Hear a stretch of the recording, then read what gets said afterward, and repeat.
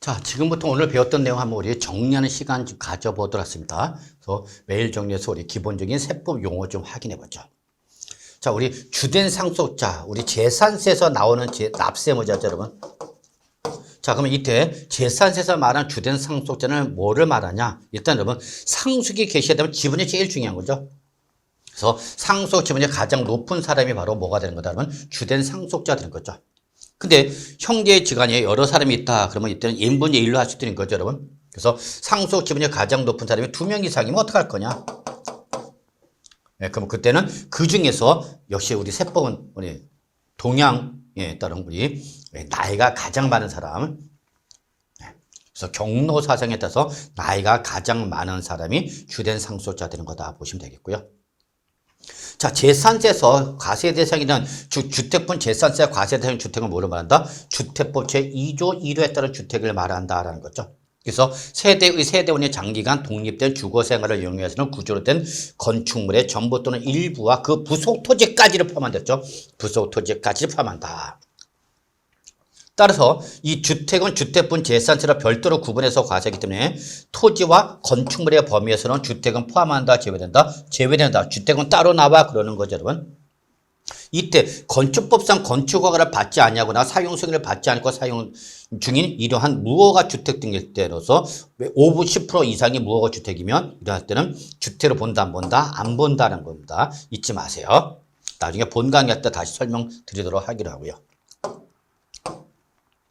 자, 그 다음에 토지는 여러분, 우리 토지분 재산세로 과세하는데 그 토지 이용 정도로서 분리과세 대상 토지, 별도 합산 과세 토지, 종합상 과세 대상 토지 이렇게 세 가지로 구분합니다. 라고 했었죠.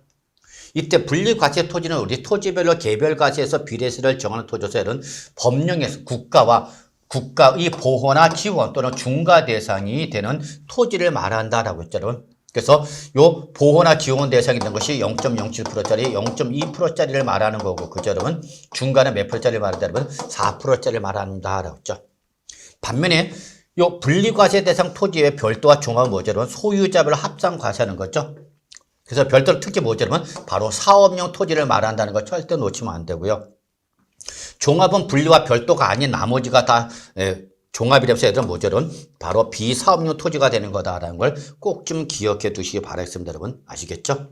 그래서 특히 이 별도 합산 과세 대상 토지나 종합 합산 과세 토지는 소유자별 합산하되, 여러분. 소유자별 합산해서 과세를 하되, 얘들은 무슨 세율을 정하는 거죠, 여러분? 그렇죠. 누진세율로 과세한다. 이거 꼭 기억해 주셔야 돼요. 누진세율로 과세한다.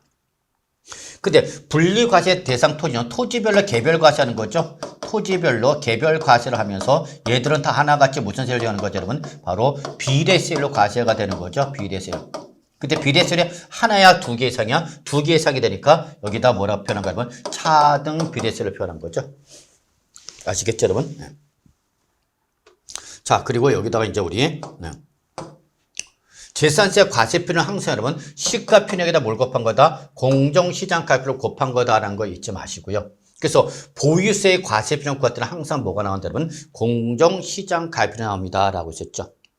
이때 공정시장가격은 부동산 시장의 동향이나 지방재정 여건 등을 고려하여 법률에서 정한 범위 중에서 구체적으로 대통령령으로 정하는 비율을 바로 뭐란다, 여러분? 공정시장가격비율을 합니다. 그래서 이거 외우셔야 된다고 했죠. 토지와 건축물 몇 프로지만 70%, 기본적으로 주택은 몇 프로? 60%죠. 그래서 토건을 70, 주택은 60, 여러분 이렇게 꼭 좀 기억해 주시기 바랍니다. 그래서 주택은 물론 예외가 있죠. 1세대 1주택일 때. 그 예외는 나중에 보시면 되고, 일단은 토건은 70, 주택은 60. 요거는 기본적으로 꼭 알아두셔야 됩니다. 자, 그 다음에 보유세는 한 번 과세한다, 매년 과세한다. 매년 계속적, 반복적, 정기적으로 과세라는 거죠. 이때 매년 계속적, 반복적, 정기적인 과세를 하기 위해서 바로 도입되는 시간적 기준이 바로 뭐죠? 과세 기준이죠. 재산세를 과세할 때 기준의 날이다라는 거죠. 그래서 항상 모든 보유세는 즉 재산세, 소방분, 지역, 자원시설세, 종합부동산세는 과세 기준 현재로 과세하죠.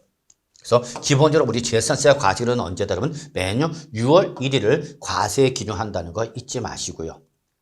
그 다음에 재산세를 징수하는 과정에서 징수할 세액이 일정한 금액보다도 적을 때는 그때는 우리가 징수를 하지 아니하는 걸 우리가 뭐라 하냐면 소의 징수 면제라는 거죠. 이때 여러분이 꼭 기억할 것이 이때 소액은 얼마를 말한다 여러분? 고지서 한 장당 재산세 세액이 얼마 여러분? 2,000원 미만인 걸 말하는 거죠 여러분. 그래서 2,000원 미만일 때는 징수를 하겠다 안 하겠다? 안 하겠다 그 얘기죠 여러분. 아시겠죠? 자, 그 다음에 세부담 상한선이죠. 역시 모든 보유세 때는 마지막에 항상 뭘 따지냐 여러분? 세부담 상한선 따진다. 그래서 해당 연도 재산세는 여러분 항상 해당 연도 재산세는 직전 연도 재산세 그죠 여러분? 직전 연도 재산세 뭐 여러분? 상한선 직전 연도의 세부담 상한선을 초과할 수 있다 없다? 없는 거죠. 이때 기본적으로 세부담 상한선은 우리 몇 프로가 되는 거죠 여러분? 150%가 적용되는 거다라고 했죠. 다만 주택은 올해부터 2024년부터는 우리 재산세 과세 표준에 상한선을 적용하기 때문에 주택에 대해서는 이제 더 이상 세부담 상한을 적용하지 않도록 개정안이 올라왔기 때문에 그거는 확인해 봐야 된다라는 걸 말씀드리면서 자, 이번 시간에 기초 강의는 여기까지 정리하도록 하겠습니다.